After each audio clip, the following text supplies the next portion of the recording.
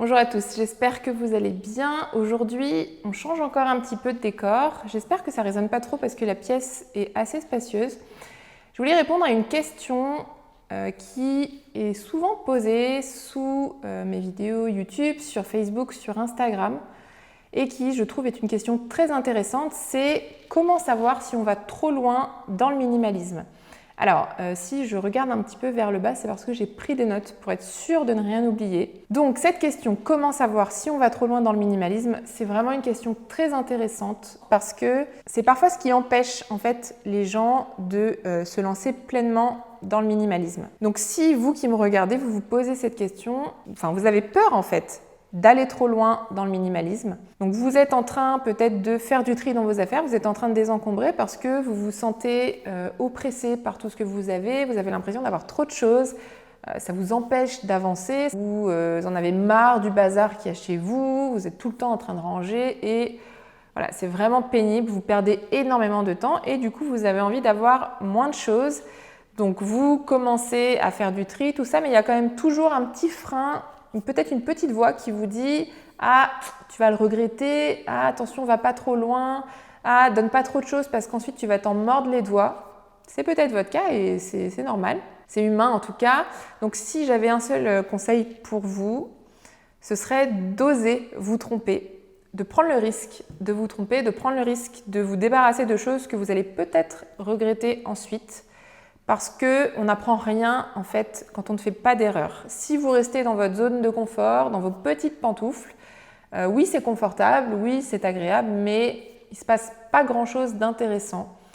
Et si vous restez toujours, si vous ne franchissez jamais cette peur de vous tromper, vous allez toujours rester dans la situation dans laquelle vous êtes en fait et vous n'allez pas pouvoir aller au bout justement de cette démarche minimaliste et en tirer tous les bienfaits. Donc, mon conseil, c'est de prendre le risque de donner des choses. Alors peut-être que vous avez l'impression que c'est irréversible, que vous allez regretter et qu'ensuite, vous ne pourrez rien faire, vous ne pourrez pas retrouver les objets que vous avez donnés.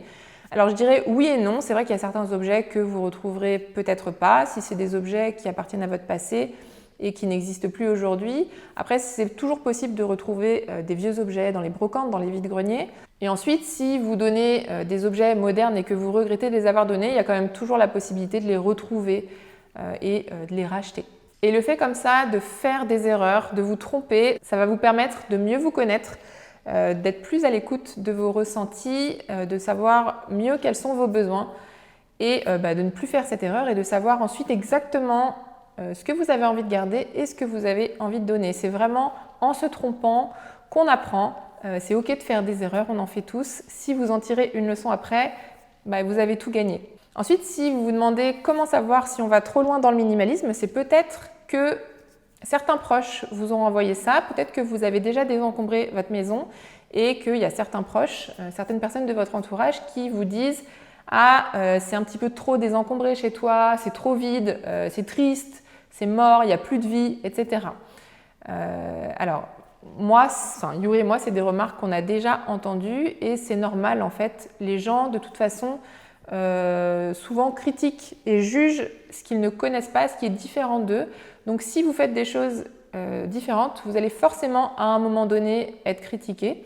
Alors, des fois, c'est plutôt fait avec bienveillance et puis d'autres fois un petit peu moins. Mais le seul conseil que je pourrais vous donner dans ce cas-là, c'est de faire abstraction du regard des autres. Alors bien sûr, c'est difficile, mais il faut vous dire qu'il n'y a que vous qui savez ce qui vous convient, c'est vous qui vivez chez vous. Si vous vous sentez bien comme ça, c'est tout ce qui compte en fait. Les gens ne sont pas à votre place, ne peuvent pas savoir ce que vous ressentez. Moi personnellement, je n'ai jamais été aussi heureuse que depuis que je vis dans un intérieur épuré, qui est pourtant aux yeux de certains sans vie, mais pourtant moi je me sens encore plus en vie qu'avant. Donc voilà, c'est vraiment vous faire confiance et écouter votre petite voix intérieure, écouter votre intuition, votre cœur et aller vers ce qui vous rend heureux en essayant de mettre de côté ce que pensent les autres. Ensuite, vous vous dites peut-être que vous êtes allé trop loin dans le minimalisme parce que vous vous comparez aux autres et vous vous sentez bizarre parce que peut-être que les gens de votre entourage ont plus de choses que vous. Alors, quand on fait quelque chose de différent, de toute façon, on passe forcément par ce sentiment-là le sentiment de ne pas être exactement comme les autres, de ne pas exactement faire comme les autres. Et c'est vrai que ce n'est pas forcément évident à gérer, mais c'est faisable, je vous rassure.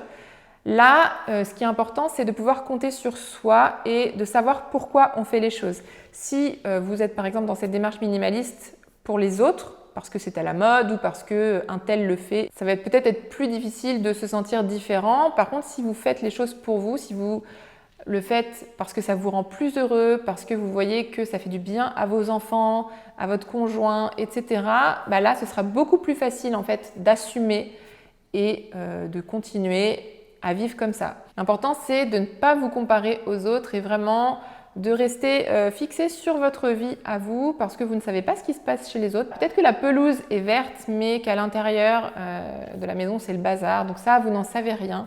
Donc voilà, concentrez-vous sur votre vie, sur vous-même, sur vos proches et laissez tomber ce que font les autres. Donc voilà, j'ai essayé de répondre à cette question de manière assez complète.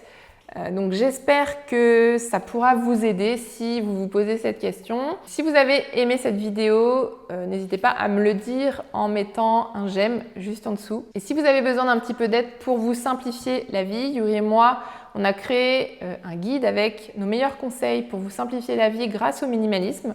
Vous pouvez le télécharger gratuitement en cliquant juste ici ou alors sur le lien juste en dessous de cette vidéo. Et moi, je vous dis à très bientôt dans une autre vidéo. Salut!